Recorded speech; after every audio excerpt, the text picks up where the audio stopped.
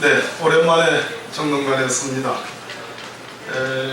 저희 법제사법위원회 위원 일동과 민주주의 회복 TF 위원 일동 공동으로 민주와 K스포츠 재단 설립에 관한 성격의 규정 또 몇 가지 사실관계를 밝히도록 하겠습니다.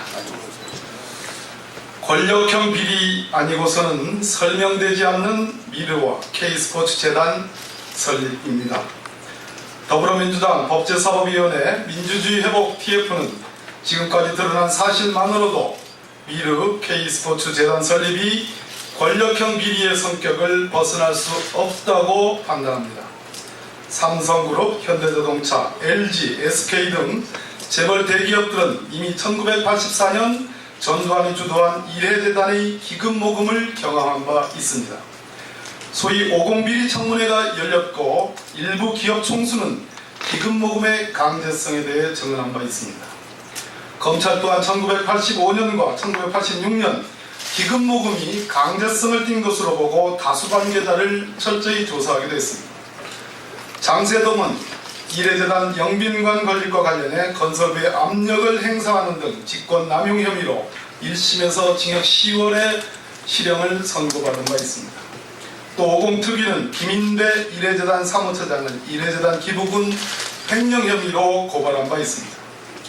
특히 이래재단 기금 모금은 전두환의 비자금 문제를 거쳐 성역으로 치부됐던 재벌 대기업 정치 헌금 수사로 확장돼 당시 재벌 대기업들이 홍역을 겪은 바 있습니다.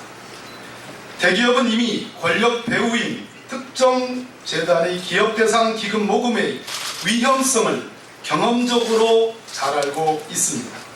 그럼에도 불구하고 미르 K스포츠 재단의 한두 푼도 아닌 800억 원대의 출연을 한 것은 이래재단에 작용한 힘 이상의 권력이 작용하지 않고서는 불가능한 일이라 보여집니다. 한겨레 보도에 따르면 특별감찰관 관계자는 조사를 나간 감찰관원이 한 기업체 임원에게 왜 그 재단에 출연을 했느냐고 물었더니 대답을 못하고 먼 산만 바라보며 한숨만 쉬더라는 보고가 있었다. 대부분 기업이 반응이 마찬가지였다고 전하고 있습니다. 이번 재단 설립 및 모금의 주도적 역할을 한 전경련은 삼성, 현대, LG, SK 등 주요 대기업 출연을 통해 연간 170억 상당의 사회협력기금을 운용하고 있습니다. 반면에 미르재단은 지난해 10월 한 달 동안 삼성, 현대차, SK 등으로부터 486억 원, K스포츠 재단 또한 지난해 12월 말부터 올해 1월 초까지 삼성, 현대차 등으로부터 380억 원 추정금액을 각각 모금했습니다. 작년 8월 정부가 담합처분 건설사의 관급공사 입찰 참가 제한 등을 사면할 당시 대기업이 포함된 건설업계는 2천억 원의 사회공헌기금을 약속했지만 1년이 지난 지금 모금액은 고작 47억 원 수준에 불과합니다. 결국 해당 대기업들은 이미 전경련에 객출해 사회협력기금을 운영하고 있음에도 불구하고 이름도 생소한 신생재단들의 1년 사회협력기금이 5배가 넘는 돈을 초단기에 출연한 점, 또 사면이라는 구체적이고 현실적 이익을 제공받고 약속한 공헌기금 이행의 규모가 불과 47억에 불과하다는 점을 비교해보면 이번 두 재단 설립은 거역할 수 없는 외부의 힘이 작용했다고 판단할 수밖에 없습니다. 미르, K스포츠 두 재단이 법인 설립 허가를 신청하면서 제출한 필수 서류인 창립총회 회의록과 정관의 내용이 꾸며진 것으로도 드러났습니다.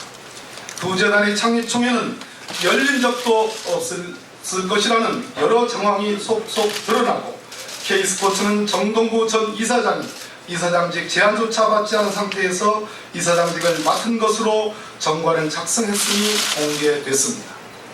가짜 창립총회 회의록과 가짜 정관으로 허가 신청 다음날 초고속으로 설립 허가를 받았습니다. 문체부 고위 관계자는 두 재단의 초고속 허가에 대해 전경련 사회공헌팀에서 신청을 하고 공문을 보냈다. 전경련이라는 신뢰할 수 있는 배경, 실질적 검사가 아니라 형식적 검사라고 해명했는데, 그렇다면 두 재단의 설립허가 신청자인 김형수 미르 전 이사장, 정동구 K스포츠 전 이사장과 재단 설립의 실무를 담당하였던 전경련 고위 관계자는 가짜 서류로 문체부를 속여 법인 설립 허가를 받아내고 대법원을 속여 법인 설립 등기를 마친 것으로 볼 수밖에 없습니다. 김형수 전 이사장은 비상근직으로 결재 권한도 없었다며 선의 피해자인 것처럼 언론에 고백하였으나 미르재단 설립 당시 신청자는 엄연히 김형수 전 이사장입니다. K스포츠 재단의 정동구 전 이사장도 마찬가지입니다. 김형수, 정동구 전 이사장과 전경련 고위 관계자는 형법 제137조 위계의한 공무집행 방해죄, 형법 제228조 공정증서 원본 등의 부실 기재에 해당하는 죄책을 당장이라도 물을 수 있습니다. 그리고 문체부 고위 관계자가 말한 형식적 검사도 매우 허술하게 진행되었습니다. 창립총회 회의록 말미에는 발기인 서명이 있어야 하나 미르재단의 회의록에는 누락되어 있습니다. K스포츠는 법인 설립이 허가를 구하는 신청서에 아직 설립되지도 않은 재단법인 K스포츠의 도장과 대표자 도장을 함께 찍었고 신청서에 신청 날짜도 기재하지 않았습니다. 그리고 두 재단의 이사장은 설립자이지만 재산 출연이 전혀 없었습니다. 민법 제43조는 재단법인의 설립자는 일정한 재산을 출연하라고 되어 있습니다. 문체부 법인 설립허가 담당 공무원이 쉽게 발견할 수 있는 심각한 결함에도 불구하고 법률 위반까지 해서 하루 만에 설립허가를 내주도록 한 배경이 과연 전경련만일 것인지는 심히 의심스럽습니다. 고속허가를 하도록 한 윗선의 개입, 지시, 외압 없이는 불가능하다고 보는 것이 자연스럽습니다. 두 재단 모두 설립이라는 절차가 부존재했음에도 설립허가가 났으니 이는 법률상 무효이고 당연히 이에 가공한 외부 인사는 직권남용죄에 해당합니다. 김형수 전 미르재단 이사장은 언론에 차은택 감독이 이사장직을 제안했다는 보도는 사실이 아니라고 하며 전경련으로부터 초대 이사장을 맡아달라는 요청을 받고 비상임 이사장으로 추대된 것이라고 하였습니다. 그러나 전경련 이승철 부회장과 차은택 감독은 민관합동창조경제추진단에서 민간 측 공동단장으로 1년간 함께 근무한 인연이 있습니다. 공교롭게도 두 사람이 함께 근무했던 2015년 4월 3일부터 2016년 4월 7일 사이에 재단법인 미르 15년 10월, 재단법인 K스포츠 16년 1월 설립되었고 전경련을 통해 보름새 출연금 738억 원을 모금한 시기와도 일치합니다.